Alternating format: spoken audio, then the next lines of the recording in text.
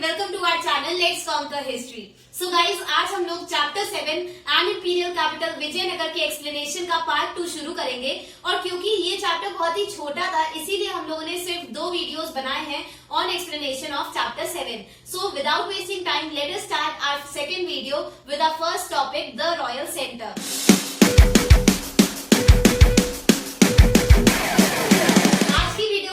First topic है royal centre. So अब हम लोग विजयनगर कैपिटल के उस एरिया के बारे में पढ़ेंगे जहां पर जो रॉयल फैमिली थी, जो राज परिवार था, वो रहता था, जो रॉयल सेंटर था। गाइस, हम लोगों ने पार्ट 1 में विजयनगर एम्पायर का ओरिजिन, डिक्लाइन और विजयनगर जो कैपिटल थी ऑफ द एम्पायर, उसका स्ट्रक्चर, उसके अलग अलग फीचर्स जैसे water management strategy, fortification, roads, urban centre, ये सभी फीचर्स हम लोगों ने पढ़ लिए थे इन पार्ट 1। सो पार्ट 1 बहुत ही इंपॉर्टेंट वीडियो है। The link is provided in the description. So पहले लिंक पर जाकर आप पार्ट 1 देख लीजिए to understand the beginning of the chapter and then come back to this video.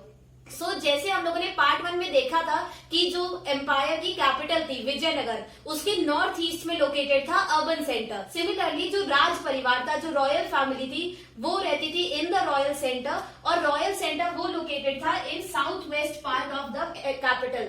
सो विजयनगर जो कैपिटल थी, उसके साउथ वेस्ट में लोकेटेड था रॉयल सेंटर। नाउ जो रॉयल सेंटर था, वहां पर हिस्टोरियंस को, आर्कियोलॉजिस्ट को 60 टेम्पल से भी ज्यादा टेम्पल्स मिलते हैं, 60 टेम्पल से भी ज्यादा टेम्पल्स हिस्टोरियंस को मिलते हैं इन द रॉयल सेंटर। सो इतने ज्यादा नंबर ऑफ टेम्पल्स एक ही जगह पर मिलना, ये दिखाता है कि जो किंग्स थे, जो विजयनगर किंग्स थे, वो लोग पेट्रनाइज करते थे इन सभी रिलीजन्स को। जो पुराने हिंदुइज्म था, उसको पेट्रनाइज करते थे विजयनगर किंग्स। और जैसा हम लोगों ने भक्ति सूफी ट्रेडिशन और चैप्टर 3 में देखा था कि जो किंग्स होते थे, वो पेट्रनाइज करते थे, सपोर्ट करते थे रिलीजन्स को to gain support of common people. Common people का सपोर्ट लेने के लिए और ये दिखाने के लिए कि उन लोग को पावर मिलती है to rule over the region, उन लोग को अथॉरिटी मिलती है to rule over the kingdom from the divine. So divine support दिखाने के लिए और कॉमन पीपल का सपोर्ट जीतने के लिए वो लोग, जो किंग्स होते थे, वो लोग सपोर्ट करते थे रिलीजन्स को।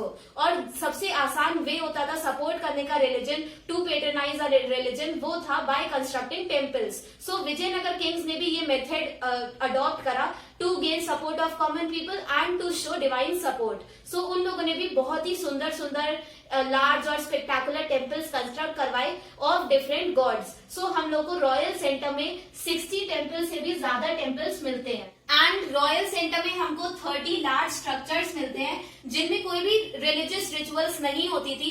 और इसीलिए हिस्टोरियंस का मानना है कि ये जो लार्ज स्ट्रक्चर्स थे, ये जो लार्ज बिल्डिंग्स थी, यहाँ पर जो किंग की फैमिली थी, जो रॉयल फैमिली थी, वो रहती थी। और जो किंग्स के एडमिनिस्ट्रेटिव फंक्शंस होते थे, वो कंडक्ट करे जाते थे इन दीज बिल्डिंग्स। तो ये जो 30 लार्ज बिल्डिंग्स थी, वो हिस्टोरियंस का मानना है कि ये पैलेसेस थे, राजमहल थे, जहां पर जो एडमिनिस्ट्रेटिव फंक्शंस थे वो कंडक्ट करे जाते थे और रॉयल फैमिली इसी एरिया में, इन पैलेसेस में रहती थी। नाउ आवर फर्स्ट सब टॉपिक, सो महानवमी डिब्बा। सो अब हम लोग रॉयल सेंटर का जो लार्जेस्ट स्ट्रक्चर था, जिसको हिस्टोरियंस बोलते हैं किंग्स पैलेस। सो अब हम लोग किंग्स पैलेस के बारे में पढ़ेंगे। और किंग्स पैलेस में 2 मेन प्लेटफॉर्म्स थे, 2 मेन स्ट्रक्चर्स थे, जो कि प्लेटफॉर्म्स थे ऑडियंस हॉल और महानवमी डिब्बा।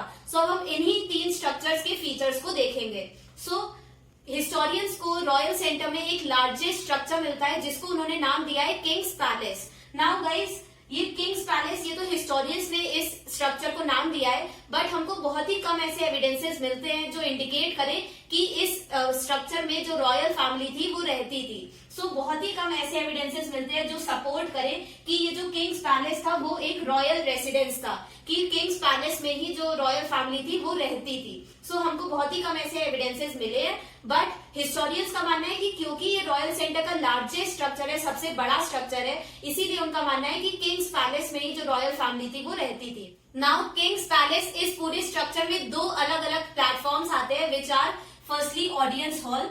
सो ऑडियंस हॉल ये एक बहुत ही बड़ा सा प्लेटफॉर्म था, एक क्यूबॉइड शेप का प्लेटफॉर्म बनाया गया था, जिसमें स्पेसेस थी, जिसमें बहुत सारे वुडन पिलर्स लगाए गए थे एट रेगुलर इंटरवल्स। सो पास पास बहुत सारे वुडन पिलर्स बनाए गए थे इन दिस प्लेटफॉर्म।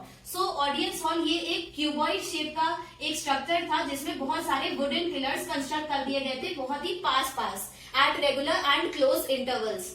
सो अब जो ये वुडन पिलर्स थे, ये तो वुड क्योंकि खराब हो जाती है विद टाइम, रॉट अवे हो जाती है, इसीलिए ये जो वुड है ये तो अब हम लोग को नहीं दिखती है, बट इसकी जगह पर होल्स हमको दिखते हैं जहां पर इन पिलर्स को लगाया गया होगा। सो इन होल्स को देखकर हिस्टोरियंस को ये समझ आता है कि इस स्ट्रक्चर में क्लोज इंटरवल्स पर वुडन पिलर्स बनाए गए होंगे, और क्योंकि ये पिलर्स बने थे तो इसीलिए बहुत ही कम जगह मिलती है जहां पर लोग खड़े हो पाए या फिर जहां पर कोई एक्टिविटीज कंडक्ट हो पाए। सो इसीलिए हिस्टोरियंस अभी कंफ्यूज है कि क्या पर्पस था ऑडियंस हॉल का, क्योंकि अगर इतने पास पिलर्स कंस्ट्रक्ट करे गए थे, वुडन पिलर्स इतनी पास इतने रेगुलर इंटरवल्स पर कंस्ट्रक्ट करे गए थे, सो जो जगह बचती है वो बहुत कम है। सो हिस्टोरियंस समझ नहीं पा रहे कि क्या पर्पस था, क्यों बनाया गया था ऑडियंस हॉल और उसे किस पर्पस के लिए यूज करा जाता था। ऑल्सो गाइज, जो ऑडियंस हॉल था उसमें हमको स्टेयरकेस भी मिलता है जो लीड करता है टू द सेकेंड फ्लोर। तो इस ऑडियंस हॉल के ऊपर, इस प्लेटफॉर्म के ऊपर एक और स्ट्रक्चर प्रेजेंट था, एक सेकेंड फ्लोर पर भी एक स्ट्रक्चर था, और वहां तक जाने के लिए स्टेयरकेस बनाए गए थे, जीने बनाए गए थे।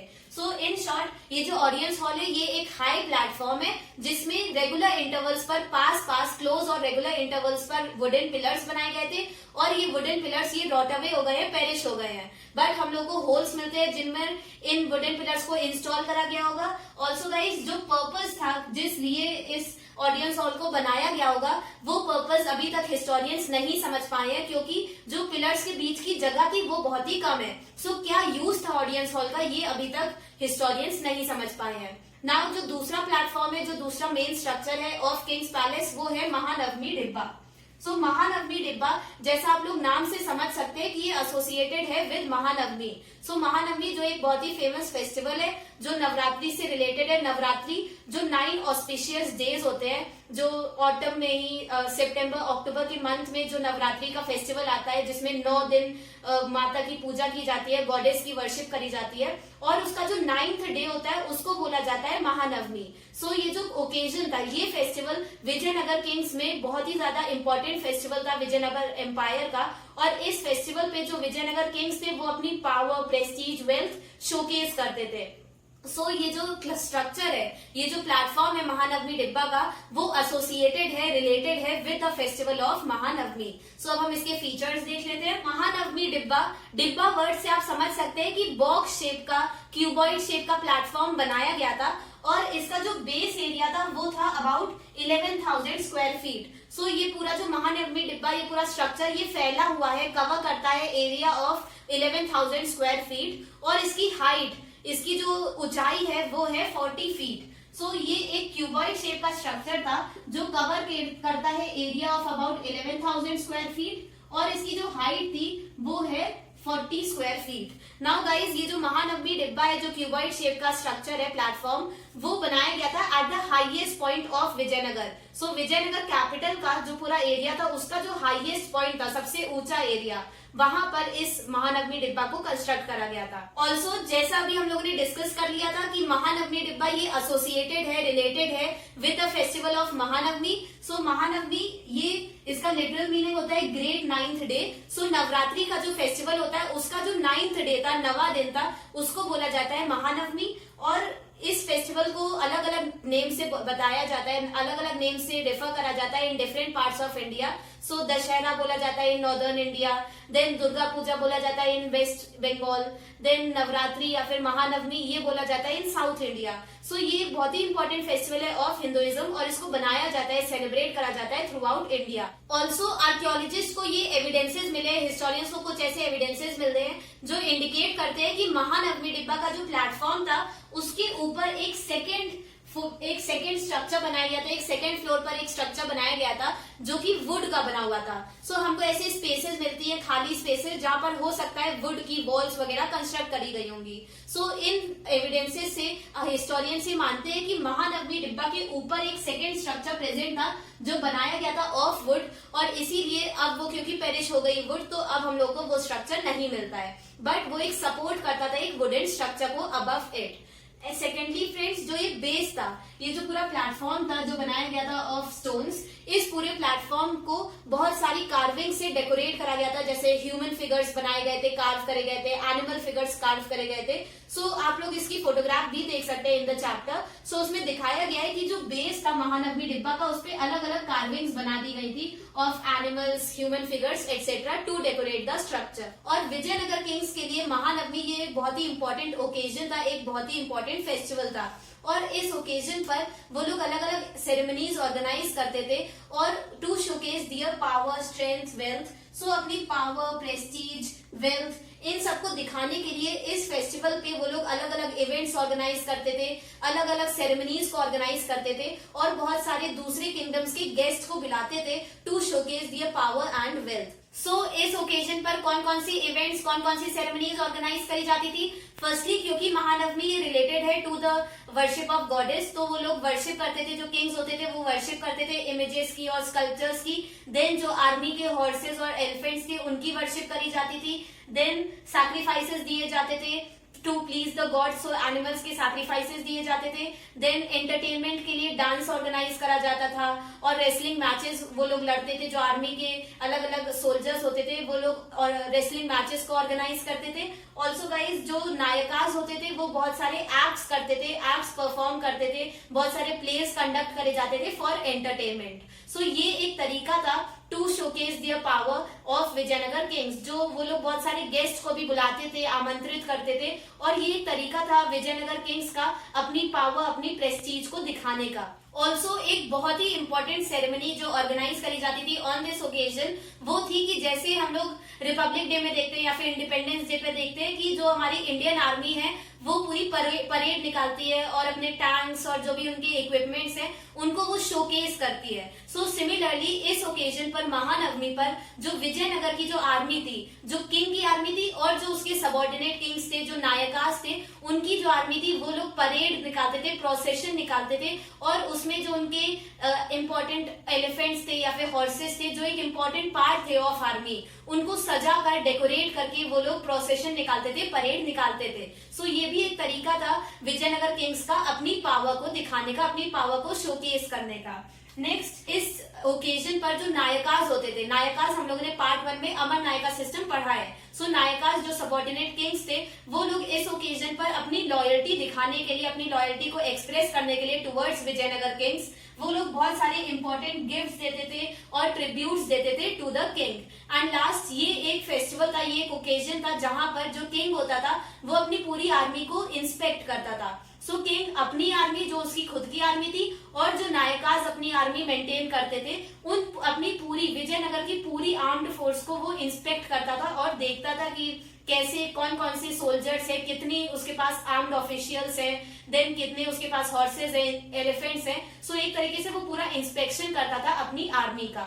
सो अब रॉयल सेंटर में हमारा नेक्स्ट सब टॉपिक है अदर बिल्डिंग्स। सो अभी तक हम लोगों ने जो लार्जेस्ट स्ट्रक्चर था of royal centre Kings palace, उसके दो मेन प्लेटफॉर्म्स महानवमी डिब्बा और ऑडियंस हॉल, उनके फीचर्स डिस्कस कर लिए। अब हम लोग रॉयल सेंटर में जो दूसरी बिल्डिंग्स बनी थी, जो दूसरे स्ट्रक्चर्स प्रेजेंट थे इन रॉयल सेंटर, जो दूसरे पैलेसेस बनाए गए थे, उनके स्ट्रक्चर के फीचर्स देख लेंगे। सो फर्स्टली लोटस महल। सो लोटस महल ये एक पैलेस है जिसको ब्रिटिशर्स ने नाम दिया था इन 19th सेंचुरी, और इसको लोटस महल बोला जाता है क्योंकि इसका जो स्ट्रक्चर है वो सिमिलर है, रिजेंबल करता है द स्ट्रक्चर ऑफ लोटस। सो क्योंकि ये लोटस फ्लावर के स्ट्रक्चर को रिजेंबल करता है इस पूरे पैलेस का स्ट्रक्चर, इसीलिए ब्रिटिशर्स ने इसे नाम दिया था लोटस महल।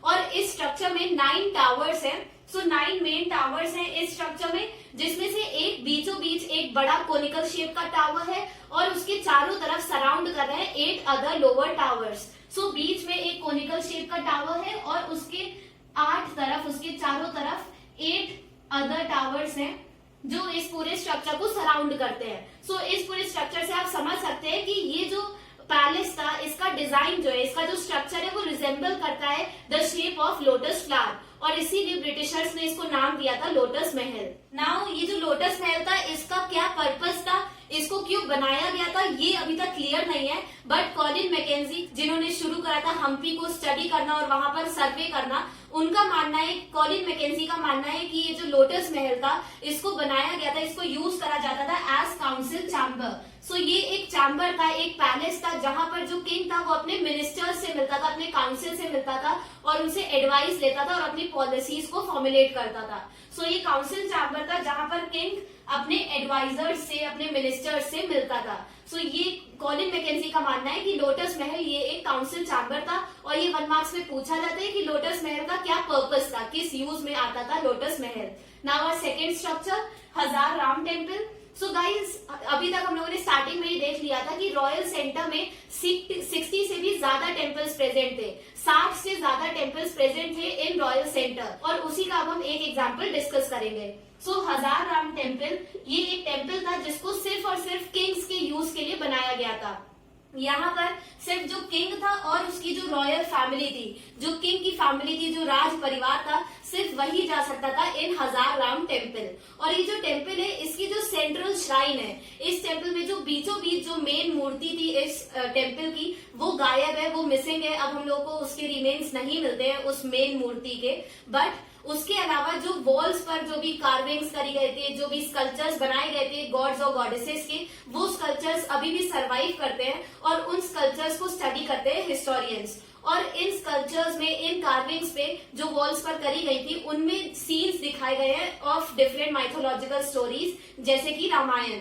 सो इन वॉल्स पर अलग अलग सीन्स को कार्व करा गया था, जैसे कि रामायण के सीन्स को कार्व करा गया था, और क्योंकि इन वॉल्स में ज्यादातर राम के फिगर को दिखाया गया है इसीलिए इसको नाम मिला था Hazara Rama temple. Now our third structure, elephant stable. So guys ये जो एलिफेंट स्टेबल है ये आपको कहीं भी टॉपिक में नहीं मिलेगा, बट एक सोर्स दी गई है, ब्लू बॉक्स है जिसमें हम लोग को एलिफेंट स्टेबल की फोटोग्राफ दी गई है और उसमें एक्सप्लेन करा गया है एलिफेंट स्टेबल के बारे में।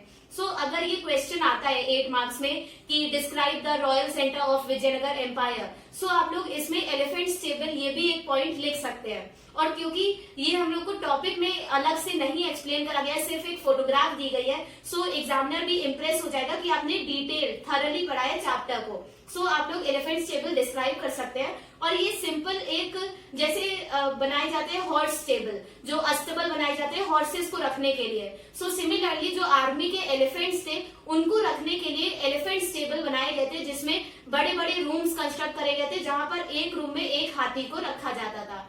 सो इसका स्ट्रक्चर आपको मिल जाएगा इन एनसीईआरटी। एक फोटोग्राफ दी गई है ऑफ एलिफेंट स्टेबल जिसमें बड़े बड़े रूम्स हैं और बहुत ही अच्छे से कार्व करे हुए रूम्स हैं जहां पर जो आर्मी के जो रॉयल एलिफेंट्स थे उनको रखा जाता था। सो ये 3 मेन स्ट्रक्चर्स हैं जो डिस्कस करे गए इन दिस टॉपिक, और इनके अलावा और भी बहुत सारे स्ट्रक्चर्स बनाए गए होंगे इन विजयनगर एम्पायर, जिसमें से कुछ स्ट्रक्चर्स वो डिस्ट्रॉय हो गए थे जब विजयनगर को इन्वेड करा था सुल्तान्स की आर्मीज ने। जब तालीकोटा वॉर हुआ था, जो राक्षसी तांगड़ी वॉर हुआ था, उसमें जब विजयनगर हार गया था सो सुल्तान्स की आर्मी ने विजयनगर को पूरी तरीके से लूट लिया था, डिस्ट्रॉय कर दिया था। सो इस वॉर के बाद जो बहुत सारे स्ट्रक्चर्स थे उनको डिस्ट्रॉय कर दिया था सुल्तान की आर्मीज ने। और तालीकोटा वॉर ये हम लोग डिस्कस कर चुके हैं इन पार्ट 1, सो आप उस वीडियो को देख सकते हैं टू अंडरस्टैंड तालीकोटा वॉर। सो इस वॉर में बहुत सारे ऐसे मॉन्यूमेंट्स थे, बहुत सारे ऐसे पैलेसेस थे जो डिस्ट्रॉय हो गए क्योंकि जो सुल्तान की आर्मीज ने थी उन्होंने विजयनगर को लूट लिया था, डिस्ट्रॉय कर दिया था। सो ये 3 मेन एग्जाम्पल इस टॉपिक में डिस्कस करेंगे। इनके अलावा और भी स्ट्रक्चर्स प्रेजेंट है in Hampi which were made in Vijayanagar empire. अभी तक हम लोगों ने रॉयल सेंटर और वहां पर लोकेटेड कुछ इंपॉर्टेंट बिल्डिंग्स के फीचर्स देख लिए। अब हम लोग सीक्रेट सेंटर पढ़ेंगे। सो विजयनगर में वो एरिया जहां पर इंपॉर्टेंट टेम्पल्स लोकेटेड थे उस एरिया के बारे में अब हम लोग पढ़ेंगे। और इस टॉपिक में हम लोग सबसे पहले देखेंगे, हमारा फर्स्ट सब टॉपिक है चूजिंग अ कैपिटल, जिसमें हम लोग देखेंगे कि विजयनगर को क्यों चूज करा गया था, क्यों चुना गया था विजयनगर को कैपिटल ऑफ द एम्पायर, क्यों विजयनगर के जो रूलर्स थे उन्होंने इस सिटी को चूज करा था एज द कैपिटल। सो अब हम लोग रीजंस देखेंगे कि क्यों विजयनगर चुनी गई थी capital of the empire. Firstly अगर हम विजयनगर की लोकेशन को डिस्कस करें तो हम लोगों ने पार्ट 1 में भी डिस्कस करा था कि विजयनगर ये लोकेटेड है अलोंग रिवर तुंगभद्रा, जो कि नॉर्थ में लोकेटेड है। सो विजयनगर जो सिटी थी उसकी नॉर्थ में लोकेटेड है रिवर तुंगभद्रा, और वो सराउंडेड है with granite hills. So north में लोकेटेड है रिवर तुंगभद्रा और वो सराउंडेड है with granite hills. Now Vijayanagara ये एक रिलीजियसली इंपॉर्टेंट एरिया है और बहुत सारी रिलीजियस स्टोरीज में विजयनगर का जिक्र करा गया है, इस एरिया को मेंशन करा गया है अलग अलग रिलीजन्स की जो स्टोरीज थी उसमें। सो क्योंकि ये एक रिलीजियसली इंपॉर्टेंट एरिया था, इसीलिए विजयनगर के जो किंग्स थे उन्होंने इस एरिया को चुना एज देयर कैपिटल। सो अब हम लोग देख लेते हैं कि कौन कौन सी स्टोरीज थी जहां पर मेंशन करा गया है इस एरिया को। फर्स्टली जो ग्रेनाइट हिल्स है इन विजयनगर, उन हिल्स में माना जाता है कि उन्हीं हिल्स में लोकेटेड था बाली और सुग्रीव का किंगडम। सो बाली और सुग्रीव आप सभी जानते होंगे कि जो मंकी किंगडम था उसके राजा थे बाली और सुग्रीव, और ये इंपॉर्टेंट फिगर्स है ऑफ रामायण। सो रामायण में जिक्र करा गया है ऑफ दिस रीजन। देन पंपा देवी जो कि मदर गॉडेस है इस रीजन की, बहुत ही इंपॉर्टेंट गॉडेस है, ये एक लोकल गॉडेस है। सो पंपा देवी वो माना जाता है कि पंपा देवी ने इन्हीं हिल्स में, ये जो ग्रेनाइट हिल्स थी वहीं पर उन्होंने तपस्या करी थी, तप करा था, पेनेंस करा था to please lord Shiva, lord Shiva को प्लीज करने के लिए और उनसे शादी करने के लिए। सो लॉर्ड वीरूपक्षा जो कि एक फॉर्म है ऑफ लॉर्ड शिवा, उनको प्लीज करने के लिए और उनसे शादी करने के लिए पंपा देवी ने इन्हीं ग्रेनाइट हिल्स में तपस्या करी थी। सो वंस अगेन जो हिंदुइज्म की कहानियां थी वहां पर ये जो रीजन था विजयनगर वो रिलीजियसली इंपॉर्टेंट था। एंड लास्ट जैनिज्म के भी बहुत सारे टेम्पल्स हमको मिलते हैं इन दीज हिल्स। सो ये जो जैना टेम्पल्स थे ये बनाए गए थे बिफोर विजयनगर एम्पायर। जब विजयनगर एम्पायर स्टैब्लिश हुआ था उससे पहले ही इन ग्रेनाइट हिल्स में जैना टेम्पल्स कंस्ट्रक्ट करे गए थे। सो इससे हमें पता चलता है कि इस एरिया में जैनिज्म एग्जिस्ट करता था और बहुत ज्यादा पॉपुलर था, ये एरिया रिलीजियसली इंपॉर्टेंट था इवन अमंग जैनिज्म। सो ये 3 एग्जाम्पल है जो दिखाते हैं कि ये जो रीजन था विजयनगर, जो विजयनगर सिटी थी वो अलग अलग रिलीजन से, अलग अलग ट्रेडिशन से एसोसिएटेड थी, रिलेटेड थी। सो यहाँ पर अलग अलग सेक्रेड रिलीजन से, सेक्रेड ट्रेडिशन से रिलेटेड था विजयनगर, और यही एक मेन रीजन था क्यों विजयनगर के जो किंग्स थे उन्होंने इस सिटी को चूज करा था as their capital. Also guys इस रीजन में साउथ इंडिया में हम लोगों ने देखा था इन चैप्टर 3 की पहले चीफडम्स रूल करते थे, जैसे चोलास, पांड्यास, होयसालास, चेरास, पल्लवास। तो ये सभी चीफडम्स साउथ इंडिया में रूल करते थे और इन चीफडम्स ने इंकरेज करा था टेम्पल बिल्डिंग को। सो हम लोगों ने चैप्टर 6 भक्ति सूफी ट्रेडिशन में भी देखा था कि जो चोला रूलर्स थे वो लोग इंकरेज करते थे, पेट्रनाइज करते थे टेम्पल बिल्डिंग को, बहुत सारे उन्होंने टेम्पल्स बनवाए थे। सो वो लोग क्यों पेट्रनाइज करते थे इन रिलीजन्स को और इंकरेज करते थे temple building? Firstly to associate themselves with god, अपना डिवाइन सपोर्ट दिखाने के लिए, ये दिखाने के लिए कि उन लोग को पावर मिलती है from God. So divine support दिखाने के लिए वो लोग कंस्ट्रक्ट करवाते थे टेम्पल्स। सेकेंडली कॉमन पीपल का सपोर्ट पाने के लिए वो लोग कंस्ट्रक्ट करवाते थे टेम्पल्स। और जो टेम्पल्स होते थे वो एक रिलीजियस सेंटर भी थे, अलॉन्ग विद दैट वो एक एजुकेशनल सेंटर भी थे जहां पर एजुकेशन पास ऑन करी जाती थी टू द चिल्ड्रेन। सो वो एक एजुकेशनल सेंटर भी थे और एक रिलीजियसली इंपॉर्टेंट सेंटर भी थे। ऑल्सो गाइस जो किंग्स होते थे वो लोग ग्रांट्स देते थे, लैंड ग्रांट करते थे टू द टेम्पल्स, और वो लोग फंड्स भी ग्रांट करते थे फॉर कंस्ट्रक्शन ऑफ टेम्पल्स। सो इस तरीके से जो किंग्स थे वो डिवाइन सपोर्ट लेना चाहते थे और जो कॉमन मासेस है उनका सपोर्ट जीतना चाहते थे। सो यहाँ से हमें पता चलता है कि जो विजयनगर किंग्स थे, क्योंकि विजयनगर सिटी ये एक रिलीजियसली इंपॉर्टेंट सिटी थी, इसीलिए उन्होंने इस एरिया को चूज करा था as their capital. Then Vijayanagara के जो किंग्स थे वो लोग ऐसा क्लेम करते थे कि वो लोग रूल कर रहे हैं on behalf of Lord Virupaksha. So Lord Virupaksha जो कि एक फॉर्म थे ऑफ लॉर्ड शिवा, उनके बिहाफ पर, उनकी तरफ से रूल कर रहे विजयनगर किंग्स, ऐसा वो लोग दिखाते थे, ऐसा क्लेम करते थे। सो जो भी वो लोग ऑर्डर्स इशू करते थे, विजयनगर के जो किंग्स थे वो लोग जो भी आदेश इशू करते थे, जो भी ऑर्डर्स वो लोग इशू करते थे, उनको वो साइन करते थे एज श्री वीरूपक्षा।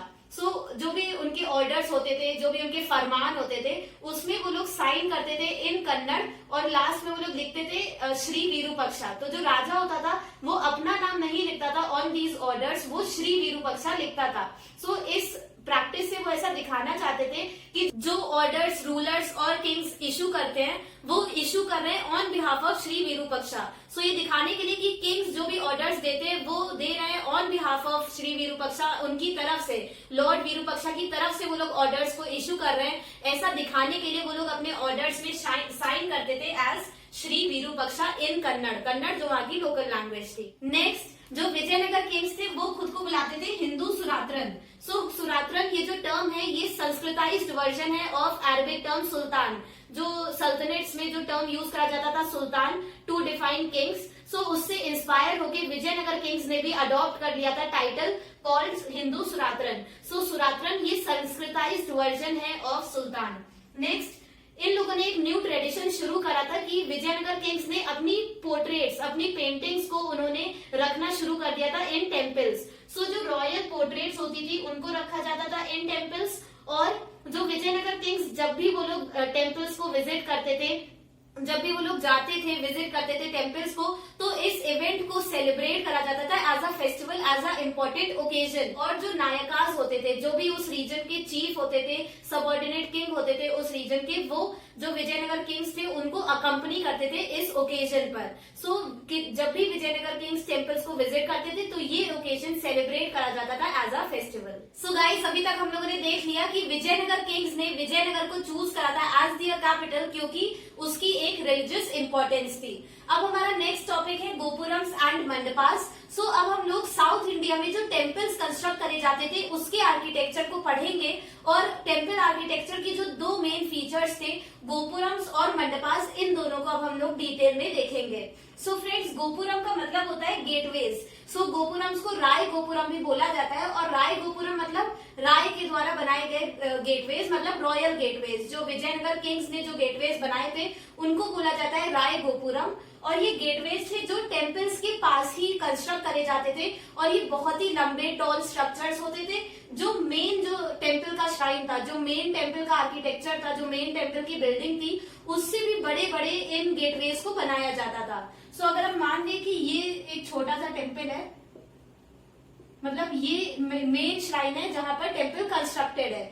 नाउ इससे 300-400 आधा किलोमीटर दूरी पर, इसके पास ही मतलब 300-400 मीटर की दूरी पर एक गोपुरम बनाया जाता था। सो गोपुरम, अगर आप लोगों ने मीनाक्षी टेम्पल वगैरह देखे हो, सो आप सभी को पता होगा कि जो साउथ इंडिया में टेम्पल्स बनाए जाते थे वो थोड़े ट्रायंगुलर शेप के होते थे। दे वर लाइक दिस। सो इस शेप में बनाए जाते थे गोपुरम। ये गेटवेज होते थे, और जो मेन टेम्पल है, यहाँ पे आप देख रहे हैं कि जो मेन टेम्पल है वो छोटा है, बट जो गोपुरम है वो उससे भी बड़े है। जो मेन टेम्पल है उससे भी बड़े, उससे भी टॉलर और हायर स्ट्रक्चर को बनाया जाता था, हायर गेटवेज को बनाया जाता था नियर टेम्पल, और इसको बोलते थे गोपुरम। सो गोपुरम ये गेटवेज थे जो बनाए जाते थे नियर टेम्पल, और ये जो मेन टेम्पल की बिल्डिंग थी उससे भी लंबे होते थे ना। गोपुरम्स को क्यों बनाया जाता था? To show the presence of temple, मतलब दूरी से ही, बहुत ही दूरी से पता चल जाए कि ओके उस डायरेक्शन में बिल्ड है, उस डायरेक्शन में है मेन टेम्पल। सो दूरी से बताने के लिए, दूरी से प्रेजेंस ऑफ टेम्पल दिखाने के लिए वो लोग कंस्ट्रक्ट करवाते थे, किंग्स कंस्ट्रक्ट करवाते थे गोपुरम्स। और गोपुरम ये भी एक वे था किंग्स का to showcase their prestige, power and wealth. Now जो हमारा दूसरा फीचर है वो है मंडपास। सो मंडपास क्या थे? मंडपास वर पवेलियंस और लॉन्ग पिलर्ड कॉरिडोर्स। सो जो मेन श्राइन थी, जहाँ पर जो टेम्पल की मेन श्राइन थी, जहाँ पर भगवान जी की मूर्तियों को रखा जाता था, सो उस मेन श्राइन के मेन हॉल के चारों तरफ कॉरिडोर्स बनाए गए थे, गैलरीज बनाई गई थी। नाउ इन गैलरीज को पिलर्स बनाकर डिवाइड कर दिया गया था इनटू रूम लाइक स्ट्रक्चर, जिसको बोला जाता है पवेलियन। सो पवेलियन का मतलब होता है room like structure. So mandapas वो रूम लाइक स्ट्रक्चर थे जो बनाए गए थे in corridors around the main complex of temple, जहां पर भगवान जी की मेन मूर्ति रखी जाती थी। उस हॉल के चारों तरफ कॉरिडोर बनाया गया था, और उस कॉरिडोर को डिवाइड कर दिया गया था इनटू रूम्स, जिसको बोला जाता था मंडपास। गाइज, अगर आप लोगों को थोड़ा मुश्किल लग रहा हो तो आप ऐसे समझ सकते हैं कि हम शादियों में हम लोग जाते हैं तो देखते हैं मंडप लगे होते हैं। सो मंडप में क्या होता है? एक छत होती है, देन 4 पिलर्स लगे होते हैं, तो ये एक रूम लाइक स्ट्रक्चर वो लोग बना देते हैं, और यहाँ पर फिर शादियां कंडक्ट करी जाती है। सो ये एक रूम लाइक स्ट्रक्चर है जिसमें 4 पिलर्स बनाकर वो लोग इस रूम को बना देते हैं, और इसको बोला जाता है मंडप। सिमिलरली जो विजयनगर के टेम्पल्स थे उनमें भी जो मेन हॉल था, जहाँ पर भगवान जी की मेन मूर्ति रखी जाती थी, उसकी चारों तरफ कॉरिडोर बनाए गए थे, और फिर उन कॉरिडोर्स को डिवाइड कर दिया गया था बाय कंस्ट्रक्टिंग पिलर्स बनाकर उन गैलरीज को, उन कॉरिडोर्स को रूम्स में डिवाइड कर दिया गया था, और इन रूम्स को बोला जाता था, इन पवेलियंस को बोला जाता था मंडपास। और फिर इन मंडपास में अलग अलग भगवान जी की अलग अलग मूर्तियां या फिर उनकी इमेजेस, इन सबको इंस्टॉल करा जाता था और फिर डिवोटीज इन मंडपास में जाकर गॉड के अलग अलग फॉर्म्स को वर्शिप करते थे। सो दो मेन अभी तक हम लोगों ने फीचर्स देखे, फर्स्टली गोपुरम जो टेम्पल गेटवेज थे, और सेकेंडली मंडपास जो कि पवेलियंस थे, जिसका मतलब होता है लॉन्ग पिलर्ड कॉरिडोर्स। फ्रेंड्स, ये दोनों टर्म्स 1 मार्क्स के लिए बहुत ही इंपॉर्टेंट है, इनकी डेफिनेशन बहुत इंपॉर्टेंट है, 1 मार्क्स में पूछी जाती है। नाउ अब हम लोग इस टॉपिक में जो दो मेन टेम्पल्स थे ऑफ विजयनगर एम्पायर, उनका एग्जाम्पल लेकर टेम्पल आर्किटेक्चर को और डिटेल में पढ़ेंगे। सो हमारा फर्स्ट एग्जाम्पल है विरूपक्षा टेम्पल, जो कि रिलेटेड है टू लॉर्ड शिवा। सो हम लोगों ने डिस्कस करा था कि विरूपक्षा वो एक फॉर्म थे of Lord Shiva. So south India में लॉर्ड शिवा को वर्शिप करा जाता था एज लॉर्ड विरूपक्षा, और लॉर्ड विरूपक्षा ये माना जाता था विजयनगर एम्पायर में कि वो उनके एम्पायर के सेवियर है, रक्षक है। नाउ इस टेम्पल को बनाया गया था इन 9th और 10th सेंचुरी। इसका मतलब कि हम लोगों ने देखा था कि विजयनगर एम्पायर स्टैब्लिश हुआ था इन 1336। सो विजयनगर एम्पायर के स्टैब्लिश होने से पहले ही इस टेम्पल को बनाया गया था, और ये 9th और 10th सेंचुरी में जब बनाया गया था तो ये एक सिंपल छोटा सा एक श्राइन था ऑफ लॉर्ड विरूपक्षा। तो ये बहुत ही छोटा आर्किटेक्चर था, बट लेटर ऑन जो दूसरे अलग अलग किंग्स आए, उन्होंने इस छोटे से टेम्पल में एडिशंस करे, न्यू स्ट्रक्चर्स को एड ऑन करा, और फिर समय के साथ ओवर टाइम इसमें इसका स्ट्रक्चर बड़ा होता गया और ज्यादा इलाबोरेट और ज्यादा लार्ज बनता गया ये टेम्पल। सो इसको न्यू सेक्शंस इसमें एड ऑन होते गए ओवर सेंचुरीज विद टाइम। सो अब हम लोग एक एग्जांपल देख लेते हैं कि विजयनगर में जब कृष्णदेव राय का रूल था, तो उन्होंने जो मेन श्राइन थी, जहां पर मेन लॉर्ड विरूपक्षा की मूर्ति को रखा गया था, उनकी इमेज को इंस्टॉल करा गया था, उस मेन श्राइन के सामने उन्होंने एक लार्ज हॉल बनाया था। सो कृष्णदेव राय ने बनवाया था hall in front of main shrine, और इस हॉल को उन्होंने डेकोरेट करा था विद पिलर्स। सो पिलर्स जिन पर कार्विंग्स करी गई थी, स्कल्पचर्स बनाए गए थे, इन पिलर्स से उन्होंने डेकोरेट करा था इस हॉल को।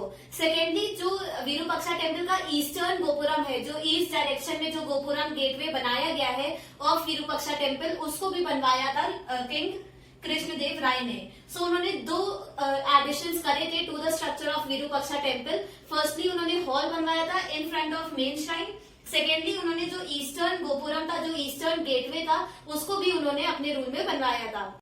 नाउ ये जो हॉल बनवाया था कृष्णदेव राय ने, इसको अलग अलग पर्पसेस के लिए यूज करा जाता था। जैसे अगर कोई फेस्टिवल होता था, ओकेजन होता था, सो उन फेस्टिवल्स पर डांसेस, म्यूजिक और ड्रामा, ये सब परफॉर्मेंसेस ऑर्गेनाइज करी जाती थी, और इन परफॉर्मेंसेस को कंडक्ट करा जाता था इन दीज हॉल्स।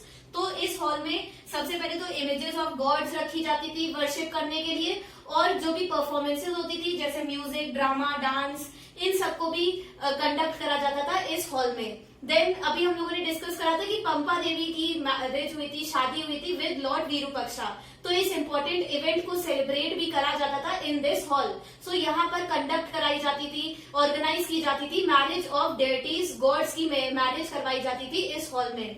सिमिलरली इस हॉल में बहुत बार झूले लगाए जाते थे, जहां पर विरूपक्षा और पंपा देवी की स्कल्पचर्स को झुलाया जाता था। सो ये अलग अलग पर्पसेस के लिए इस हॉल को यूज करा जाता था। और फिर जो नॉर्मल डेज थे, तो इस हॉल में जो सारे डिवोटीज होते थे, वो सभी इकट्ठा होकर लॉर्ड विरूपक्षा की वर्शिप करते थे। सो अलग अलग यूजेस में यूज करा जाता था ये हॉल। नाउ हमारा नेक्स्ट इंपॉर्टेंट टेम्पल है Vitthala temple. So guys, Maharashtra में लॉर्ड विष्णु को पूजा जाता है, वर्शिप करा जाता है एज लॉर्ड विठला।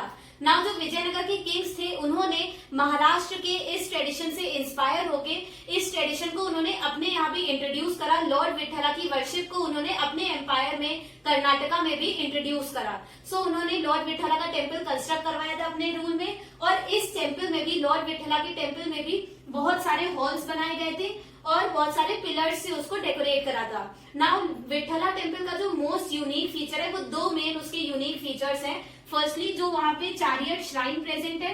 गाइज, आप लोग कोई भी वीडियो देख लीजिएगा इन यूट्यूब। सो आप हम्पी पर एक वीडियो देखिएगा, तो वहां पर आपको अलग अलग जो भी ये टेम्पल्स हैं या फिर जो बिल्डिंग्स हैं, लोटस महल एक्सेट्रा, उन सभी का आपको स्कल्पचर जब आप लोग देखेंगे तो आपको और अच्छे से समझ में आएगा।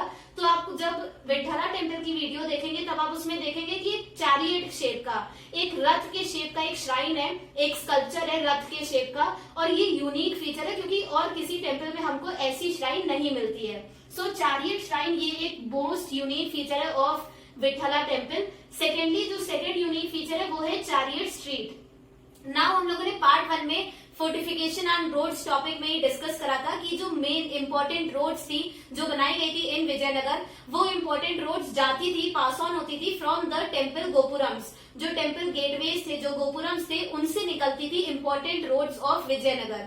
सो ये जो विठला टेम्पल के जो गोपुरम्स थे, जो गेटवेज थे, उनसे जो रोड निकलती थी उसके दोनों तरफ जो स्ट्रीट्स थी, जो पेवमेंट थी, वहां पर अलग अलग शॉप्स ट्रेडर्स लगाते थे, मर्चेंट्स अलग अलग शॉप्स को सेटअप करते थे और रोड की साइड में पेवमेंट पर एक बाजार लगता था, बहुत ही वाइब्रेंट मार्केट वहां पर ऑर्गेनाइज की जाती थी। सो इसी वाइब्रेंट मार्केट को बोला जाता है चैरियट स्ट्रीट। तो चैरियट स्ट्रीट ये एक बहुत ही ज्यादा यूनिक फीचर है ऑफ विठला टेम्पल और ये एक्सटेंड होता था, निकलता था फ्रॉम द टेम्पल गोपुरम और ये स्ट्रेट लाइन में जाता था और रोड के दोनों तरफ जो पेवमेंट थे वहां पर पेविलियंस बनाए गए थे। मतलब जैसे हम लोगों ने मंडपास में देखा था कि कॉरिडोर्स में पिलर्स बनाकर पेविलियन रूम लाइक स्ट्रक्चर बनाया गया था, सिमिलरली रोड के दोनों तरफ जो पेवमेंट थे वहां पर भी पिलर्स से रूम लाइक स्ट्रक्चर बना दिए गए थे, जिन पेविलियंस में जो मर्चेंट्स होते थे, जो ट्रेडर्स होते थे, वो अपनी शॉप को सेटअप करके मार्केट को ऑर्गेनाइज करते थे, बाजार लगते थे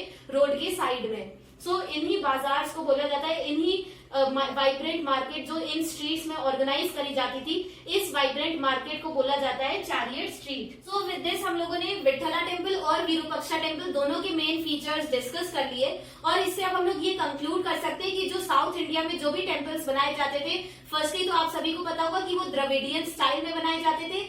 देन इन टेम्पल्स के मेन फीचर्स अगर हम डिस्कस करें तो firstly mandapas, then gopurams, then pillars, बहुत ही सुंदर पिलर्स बनाए जाते थे। अगर आप हम्पी पर वीडियो देखेंगे तो आपको पता चलेगा कि म्यूजिकल पिलर्स भी बनाए जाते थे जिनसे हमको अलग अलग इंस्ट्रूमेंट्स की आवाज आती है। सो ऐसे पिलर्स से डेकोरेट करे जाते थे पैलेसेस एंड टेम्पल्स। तो firstly mandapas, then gopurams, then pillars and last domes and arches. मतलब इंडो इस्लामिक स्टाइल से जो इस्लामिक आर्किटेक्चर था उसको उन्होंने अपने द्रविडियन स्टाइल में मिक्स करा था और फिर वो लोग डोम्स और आर्चेस को भी बनाते थे in there palaces and temples. So ये चार मेन फीचर्स थे of temple architecture in south India. और गाइज ये टेम्पल आर्किटेक्चर वाला क्वेश्चन 8 मार्क्स में आता है और इससे पहले जो हम लोगों ने रॉयल सेंटर की बिल्डिंग्स पढ़ी थी वो भी 8 मार्क्स में पूछी जाती हैं। सो ये दोनों ही टॉपिक्स बहुत ही इंपॉर्टेंट है, आप इसको अच्छे से प्रिपेयर जरूर करिएगा।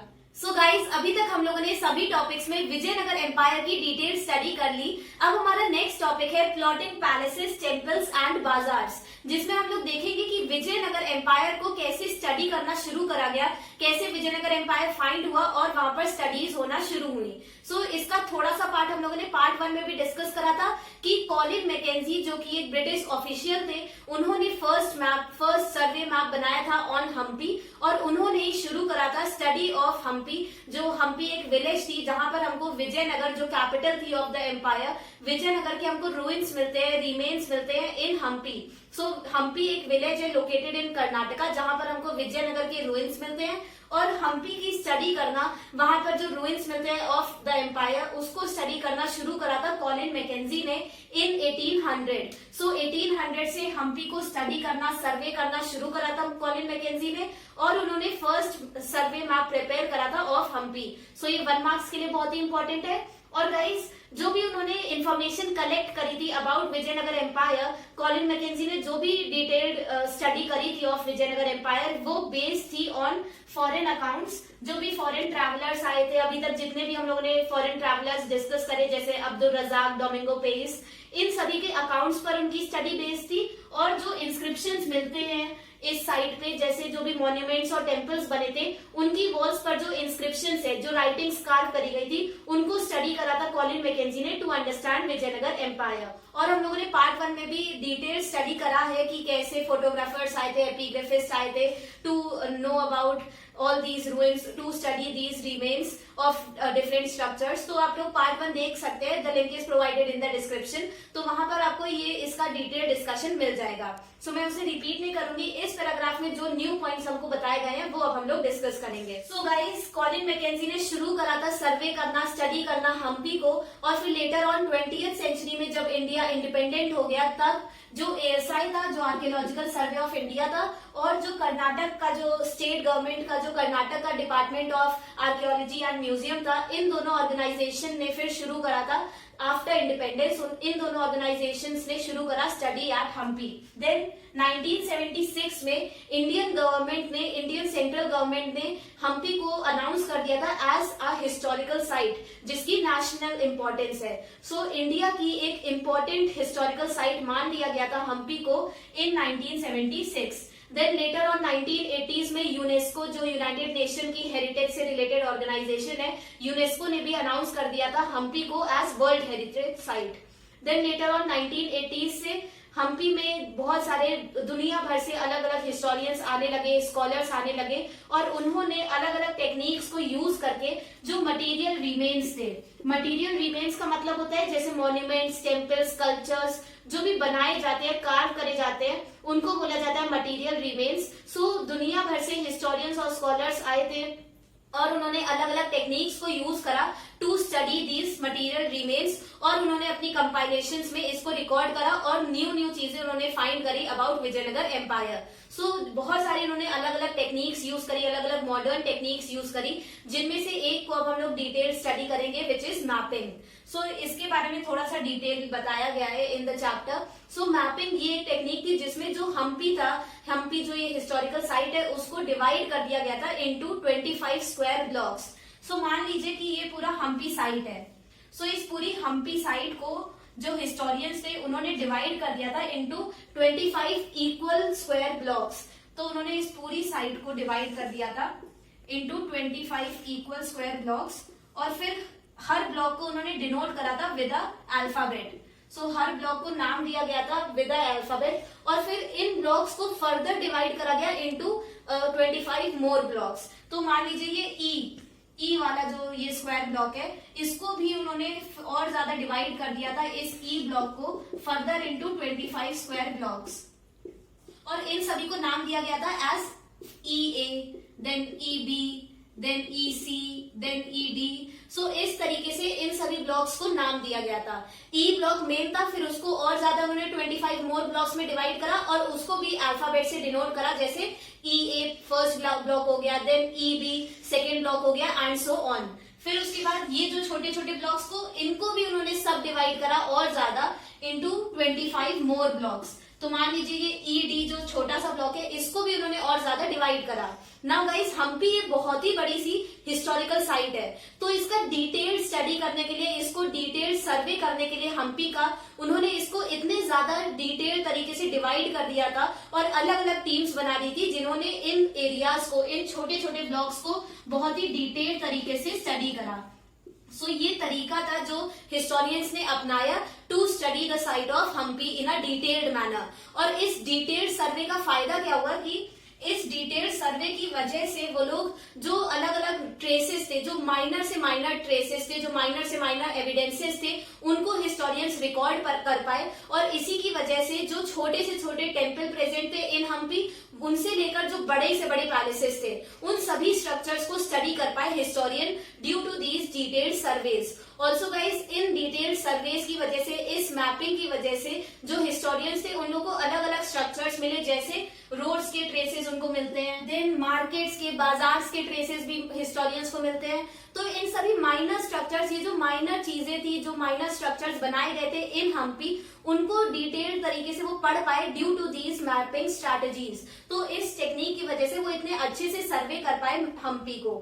एंड लास्ट, हम लोगों को हिस्टोरियंस को, हम लोगों ने पार्ट 1 में भी देखा था कि जो पैलेसेस थे उसमें बहुत सारे ऐसे स्ट्रक्चर्स थे, बहुत सारे ऐसे स्कल्पचर्स थे जिनको वुड से बनाया गया था। सो क्योंकि हम सभी जानते हैं कि टाइम के साथ वुड खराब हो जाती है, रॉट अवे हो जाती है। सो अब प्रेजेंट टाइम में इतने 100 साल बाद, 200 साल बाद, अब हम लोगों को उन स्ट्रक्चर्स के रिमेन्स नहीं मिलते हैं, उन वुडन स्ट्रक्चर्स के रिमेन्स अब 300-400 साल बाद हमको नहीं मिलते हैं। सो हिस्टोरियंस को ऐसे बहुत सारे स्ट्रक्चर्स हैं जिनको वो सिर्फ और सिर्फ इमेजिन कर सकते हैं, उनकी विजुअल एविडेंस हिस्टोरियंस को नहीं मिलते हैं। सो जो वुडन आर्किटेक्चर था उसके एविडेंसेस गुम हो चुके हैं, लॉस्ट हो गए हैं, और वो हिस्टोरियंस को नहीं मिलते हैं। ऑन द अदर हैंड, जो स्टोन स्ट्रक्चर्स थे, जो पत्थर के जो भी स्ट्रक्चर्स बनाए गए थे, जैसे पैलेसेस वगैरह, टेम्पल्स एंड ऑल, वो अभी भी सरवाइव करते हैं और उन्हीं के बेसिस पर हिस्टोरियन स्टडी कर पाते हैं विजयनगर एम्पायर को। सो इन 5 पॉइंट से आप ये समझ सकते हैं कि हिस्टोरियंस के लिए ये कितना मुश्किल होता है to reconstruct the history of Vijayanagar empire.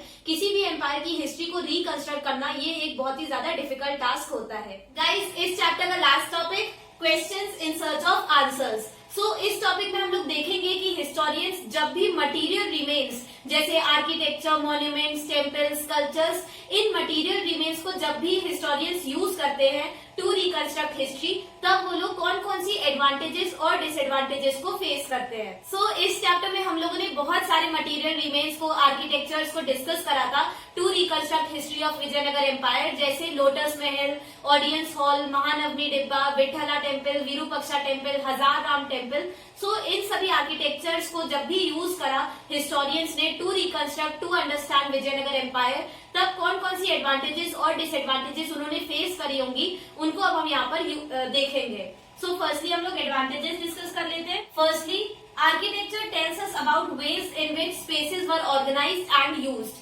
मतलब आर्किटेक्चर जो भी हम लोग को मॉन्यूमेंट्स और टेम्पल्स मिले इन विजयनगर, वो हमें बताते हैं कि जो रूलर्स थे और जो कॉमन पीपल थे वो कैसे यूज करते थे लैंड को, स्पेसेस को फॉर वेरियस पर्पसेस। जैसे हम लोग को वाटर टैंक्स मिलते हैं जहाँ पर वाटर स्टोर करा जाता था, देन कैनाल्स मिलते हैं, टेम्पल्स मिलते हैं, मॉन्यूमेंट्स मिलते हैं, पैलेसेस मिलते हैं। सो ये सभी स्ट्रक्चर्स, ये सभी आर्किटेक्चर दिखाते हैं कि अलग अलग यूजेस में, अलग अलग पर्पसेस के लिए लैंड को यूज करा जाता था।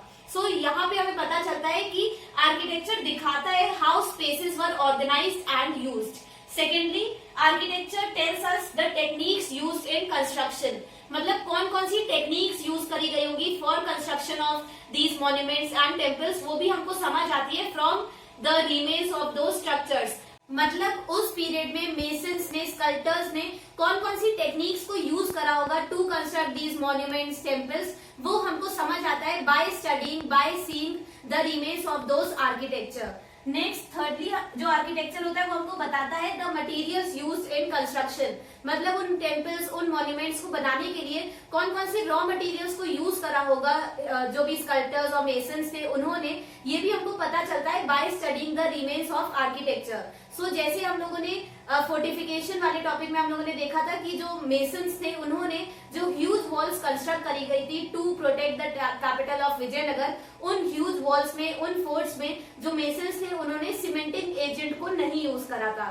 सो जब हिस्टोरियंस ने, आज के समय के जो हिस्टोरियंस थे, उन्होंने इन रिमेन्स को स्टडी करा, तब उनको समझ में आया कि कौन कौन से रॉ मटेरियल्स यूज करे गए होंगे to construct those forts, to construct those huge walls. Similarly, जैसे आगरा में ताजमहल है, सो उसको व्हाइट संगमरमर से बनाया गया था। सो ये जो रॉ मटेरियल्स जो आज हमको दिखते हैं in those monuments, in those sculptures, वो हमको बताते हैं कि उस पीरियड में कौन कौन से रॉ मटेरियल्स को यूज करा होगा for construction of those architecture. Next हम लोगों को पता चलता है spread of ideas and cultural influences. मतलब ये जो आर्किटेक्चर, जो भी मॉन्यूमेंट्स और टेम्पल्स बनाए जाते थे, वो बताते हैं the spread of ideas and culture. For example, हम लोग को विजयनगर में ही मिलता है कि जो मॉस्क बनाए गए थे इन विजयनगर, उनका आर्किटेक्चर था वो थोड़ा डिफरेंट था। जो मॉस्क थे उनका आर्किटेक्चर सिमिलर था to mandapas which were constructed in south Indian temples. So इससे हमें पता चलता है कि विजयनगर के जो लोकल मुस्लिम्स थे वो लोग इंस्पायर हुए from the architecture of mandapas. जो साउथ इंडियन टेम्पल्स का एक कैरेक्टरिस्टिक फीचर था मंडपास, उनसे इंस्पायर होकर जो विजयनगर के लोकल मुस्लिम्स थे उन्होंने मंडपास की आर्किटेक्चर को ब्लेंड कर लिया in the architecture of mosque, और उन्होंने एक न्यू फॉर्म ऑफ मॉस्क, एक न्यू आर्किटेक्चर को डेवलप करा। सो यहाँ से हमको पता चलता है ब्लेंड ऑफ आइडियाज और कल्चर। सो इस तरीके से जो आर्किटेक्चर होता है वो दिखाता है कि कैसे आइडियाज, कैसे कल्चरल इन्फ्लुएंसेस, कल्चरल एक्सचेंजेस हुए in our region. And last, convey ideas of builders और patrons who commission those buildings. मतलब जिन बिल्डर्स ने, जिन मेसन्स और स्कल्प्टर्स ने इन बिल्डिंग्स को बनाया होगा, और जो पेट्रन्स थे, जो भी राजा या फिर जो भी वेल्दी लोग थे जैसे नायकास वगैरह, जिन लोगों ने इन बिल्डिंग्स को, इन मॉन्यूमेंट्स को बनवाया होगा, उन लोगों की आइडियाज को, उनके व्यूज, उनकी थिंकिंग को समझने का हिस्टोरियंस को मौका मिलता है by seeing those buildings, by seeing those monuments. For example, अगर हम अकबर का एग्जाम्पल ले, सो अकबर ने जो फतेहपुर सीकरी बनाई थी उसको देखकर हम लोग को पता चलता है कि वो हिंदुइज्म और इस्लाम दोनों के आइडियाज से इंस्पायर्ड थे और उनको ब्लेंड करने की उन्होंने कोशिश करी थी इन फतेहपुर सीकरी। सो इस तरीके से जो बिल्डर था और जो पेट्रन्स जिन्होंने उन आर्किटेक्चर को बनवाया, उनके आइडियाज को भी हम समझ सकते हैं using those architecture. And last हम लोग अब डिसएडवांटेजेस देख ले। सो सिर्फ और सिर्फ एक डिसएडवांटेज होती है of using architecture to reconstruct history, वो है कि जो भी आर्किटेक्चर होते हैं, जो मॉन्यूमेंट्स, टेम्पल्स, पैलेसेस जो भी बनाए जाते हैं, वो हमको कभी भी कॉमन पीपल की लाइफ के बारे में नहीं बताते हैं। कॉमन पीपल कौन कौन से उनके एक्सपीरियंसेस थे, क्या उनकी लाइफस्टाइल थी, उनके डेली एक्सपीरियंसेस क्या थे, कौन से वो चैलेंजेस फेस करते थे अपनी लाइफ में, उनको जानने का मौका नहीं मिलता है हिस्टोरियंस को by using these architecture. With this we come to the end of this video. हम लोगों ने चैप्टर 7 को सिर्फ और सिर्फ 2 वीडियोस में पूरा कवर कर लिया। Guys, if you all found my notes helpful and found my video useful, then don't forget to like, share, subscribe and comment on my channel. Don't forget to encourage me with your positive comments. Till then, bye bye.